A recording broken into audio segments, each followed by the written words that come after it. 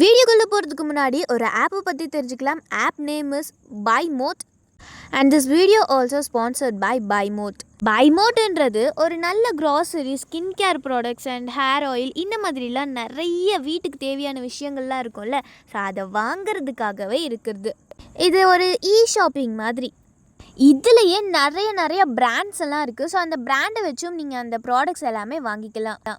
And டீல்ஸ்ன்னு ஒரு option இருக்குல்ல, so அதை கிளிக் பண்ணிங்கன்னா இப்போ ஒரு 1000 ருபீஸ்க்கு இருக்கிறது ஒரு 100 ருபீஸ் மாதிரி தருவாங்க. ஸோ இந்த மாதிரியும் நீங்கள் வந்துட்டு டீல்ஸில் போய் பை பண்ணிக்கலாம். இதனால் கண்டிப்பாக நமக்கு யூஸ்ஃபுல்லாக இருக்கும். வெளியில் போய் எந்த ப்ராடக்ட்டும் வாங்க வேண்டிய அவசியம் இல்லை. இதில் ப்ராடக்ட் விற்கிறது எல்லாமே ரொம்ப குவாலிட்டியாக பெஸ்ட்டாக இருக்கும் அண்ட் ரொம்ப பட்ஜெட் ஃப்ரெண்ட்லியாக இருக்கும். அண்ட் ஆல்சோ லிங்க் வந்துட்டு டிஸ்கிரிப்ஷனில் கொடுத்துருக்கேன். கண்டிப்பாக வந்துட்டு மிஸ் பண்ணாமல் பாருங்கள். இதில் நம்மளோட ஃபேவரட்ஸ் ஐட்டம்ஸ் வச்சுக்கலாம். நம்ம ஃப்ரீக்வெண்ட்டாக இப்போ ரீசெண்டாக வாங்கின ப்ராடக்ட்ஸ் என்னென்ன நம்ம தனியாக நமக்குன்னு ஐடி யூஸ் பண்ணி அதை வந்துட்டு ஓப்பன் பண்ணிக்கலாம். அண்ட் அந்த 3 கோடு மாதிரி இருக்கும். ஸோ அந்த ஆப்ஷனை கிளிக் பண்ணி பார்த்தீங்கன்னா ஷாப் பை கேட்டகரின்னு இருக்கும். ஸோ அதில் கேட்டகரைஸ் பண்ணி வச்சுருப்பாங்க. அதை எடுத்து கூட இப்போ ஒரு ரெடி டு குக்குன்ட்டு இருக்குல்ல, ஸோ அது வந்துட்டு ஒரு ரெடிமேட் ஃபுட் ஐட்டம்ஸ் மாதிரி இருக்கும். ஸோ அதை கிளிக் பண்ணி பார்த்தீங்கன்னா அதில் வந்துட்டு நிறைய ஃபுட் ஐட்டம்ஸ் வரும். லைக் ஒரு 5 மினிட்ஸில் குக் பண்ணுற மாதிரி இந்த மாதிரிலாம் இருக்கிற வச்சுட்டு நம்ம வந்துட்டு அது வாங்கிக்கலாம். அண்ட் வீட்டுக்கு தேவையான பொருட்கள் லைக் நைஃபாக இருக்கட்டும், ஏதாவது ப்ரூம் ஸ்டிக்கு, இந்த மாதிரிலாம் மேட்டு, இந்த மாதிரிலாம் நம்ம வந்துட்டு இதில் வாங்கிக்கலாம். ஸோ கண்டிப்பாக வந்துட்டு இது நமக்கு யூஸ்ஃபுல்லாக இருக்கும். லிங்க் டிஸ்கிரிப்ஷனில் கொடுத்துருக்கேன். ஆப் லிங்க் இன்ஸ்டால் பண்ணி யூஸ் பண்ணி பாருங்க. நம்ம பார்க்க போறது ரொம்ப சுலபமா குக்கர்ல மணக்க காளான் குழம்பு. சுட சுட சாதத்தோட, தோசையோட, சப்பாத்தியோட அவ்வளவு சூப்பரா இருக்கும். ஒரு முறை செஞ்சு பாருங்க. எப்ப காளான் வாங்கினாலும் கண்டிப்பா இதே தான் திரும்ப செய்வீங்க. ஒரு பேன்ல 1 டேபிள் ஸ்பூன் நல்லெண்ணெய் எடுத்துக்கோங்க. இப்ப இதுல 1 ஸ்பூன் அளவுக்கு சோம்பு, இன்னும் 1 ஸ்பூன் அளவுக்கு மிளகு, இன்னும் 1 ஸ்பூன் அளவுக்கு சீரகம் சேர்த்துக்கோங்க. இது 3 லேசா பொரியட்டும். வதக்கிறதுக்கு நல்லெண்ணெய் யூஸ் பண்ணீங்கன்னா உங்களுக்கு டேஸ்ட் ரொம்பவே நல்லா இருக்கும்.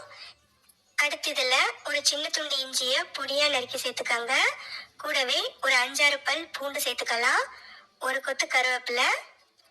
இப்ப இதையுமே லேசா வதக்கி விட்டுக்கோங்க. அடுத்து ஒரு 15 சின்ன வெங்காயத்தை தோலை உரிச்சிட்டு சேர்த்துக்கோங்க. சின்ன வெங்காயம் நல்லா வதங்கி வரட்டும்.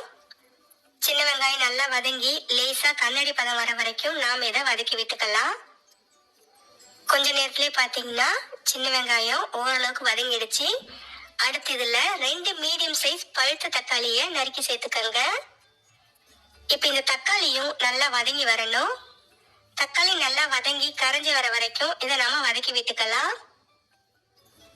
இப்ப பாத்தீங்கன்னா தக்காளியும் நல்லா கரைஞ்சி வந்துடுச்சு. இப்ப ஸ்டவ் ஆஃப் பண்ணிட்டு இது கொஞ்ச நேரம் நல்லா ஆற விடுங்க. ஆறுனதுக்கு அப்புறமா ஒரு மிக்ஸி ஜார்ல சேர்த்து கொஞ்சமா தண்ணி சேர்த்து இந்த அளவுக்கு நல்ல மைய அரைச்சு எடுத்துக்கோங்க.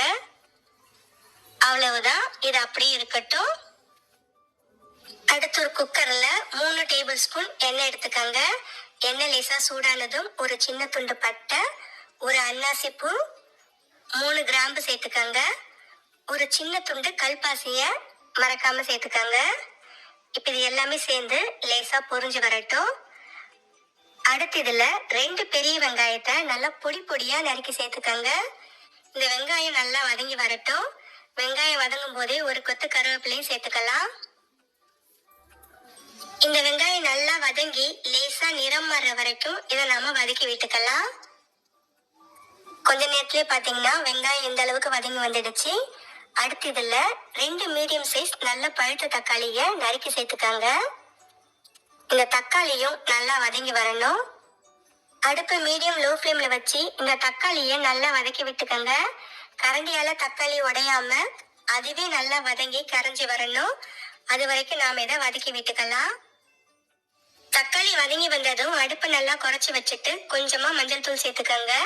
கூடவே 1 ஸ்பூன் அளவுக்கு குழம்பு மிளகாய் தூள், புளிக்குழம்பு காரக்குழம்புக்கு சேர்க்கிற குழம்பு மிளகாய் தூள் சேர்த்து நல்லா கலந்து விட்டுக்கோங்க. அடுப்பை நல்லா குறைச்சி வச்சுக்கோங்க, இல்லைன்னா சட்டுன்னு அடி பிடிச்சிடும். இது எல்லாத்தையும் சேர்த்து எண்ணெயிலேயே நல்லா ஒரு முறை வதக்கி விட்டுக்கோங்க. மசாலாவோட பச்சை வாசனை லேசா போகட்டும். ஒரு முறை நல்லா எண்ணெயிலேயே வதக்கி விட்டதுக்கு அப்புறமா அடுத்து இதுல நாம அரைச்சு வச்ச மசாலா பேஸ்ட்டை சேர்த்துக்கலாம். இந்த பேஸ்ட்டை சேர்த்து ஒரு முறை எல்லாமே சேர்ந்து வர மாதிரி கலந்து விட்டுக்கோங்க. நாம ஏற்கனவே இதை வதக்கி தான் அரைச்சிருக்கோம். இருந்தாலும் ஒரு 2ல இருந்து 3 நிமிஷத்துக்கு அடுப்பு லோ ஃப்ளேம்ல வச்சு நல்லா கலந்து விட்டுட்டே வதக்கி விடுங்க.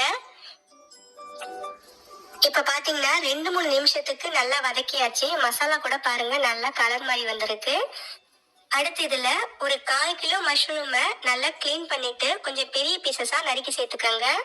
கூடவே 2 சின்ன உருளைக்கிழங்க தோலை சீவிட்டு பெரிய பீசஸா நறுக்கி சேர்த்துக்கோங்க. இப்ப இது எல்லாத்தையும் சேர்த்து நல்லா கலந்து விட்டுக்கலாம். நமக்கு பார்க்கும்போது குக்கர் ஃபுல்லா காய் இருக்கிற மாதிரி இருக்கும். ஆனா மஷ்ரூம் வெந்து வரும்போது நமக்கு நல்லாவே சுருங்கி வந்துடும். அதனால இது நல்லா ஒரு முறை கலந்து விட்டுக்கலாம். மசாலா உருளைக்கிழங்கு மஷ்ரூம்ல நல்லா படுற மாதிரி எல்லா பக்கமும் ஒரு முறை திருப்பி விட்டு கலந்து விட்டுக்கோங்க. அடுத்து இதுல தேவையான அளவு தண்ணி சேர்த்துக்கலாம். மஷ்ரூம் வெந்து வரும்போது தண்ணி அதுவே விட்டு கொஞ்சம் தண்ணி ஆகும் கிரேவி. அதனால ஒரு 1.5 கப்ல இருந்து 2 கப் வரைக்கும் தண்ணி சேர்த்துக்கோங்க. அதுக்கு மேல சேர்த்தீங்கன்னா உங்களுக்கு ரொம்பவே தண்ணி ஆயிடும். இப்ப இதை ஒரு முறை நல்லா கலந்து விட்டுக்கலாம். கலந்து விட்டதுக்கு அப்புறமா தேவையான அளவு உப்பு சேர்த்துக்கோங்க. உப்பு சேர்த்து ஒரு முறை திரும்பவும் நல்லா கலந்து விட்டுக்கோங்க. இப்ப குக்கரை மூடி போட்டு அடுப்பை மீடியம் ஃப்ளேம்ல வச்சு ஒரு விசில் இல்லைன்னா அதிகபட்சம் 2 விசில் மட்டும் வேக வச்சு எடுத்துக்கோங்க. குக்கர்ல இருந்து ஸ்டீம் இறங்கினதுக்கு அப்புறம் திறந்து பார்த்தீங்கன்னா நல்லா மணக்க மஷ்ரூம் குழம்பு சூப்பரா ரெடியா இருக்கும். இத சுட சுட சாதத்தோட சேர்த்து சாப்பிட்டு பாருங்க, அவ்வளோ அட்டகாசமா இருக்கும். கடைசியா கொத்தமல்லி இலை சேர்த்து